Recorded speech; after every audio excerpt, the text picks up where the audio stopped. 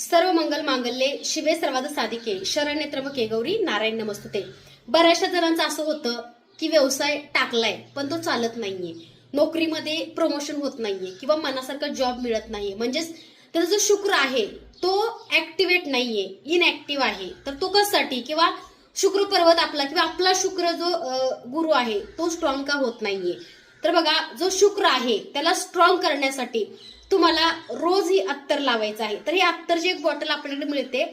गुलाब अत्तर लावा, मोगरा लावा, केवडा लावा। शक्यतो गुलाब, मोगरा, केवडा या तिन्हीपैकी कोणते तुम्ही अत्तर घेऊ शकता।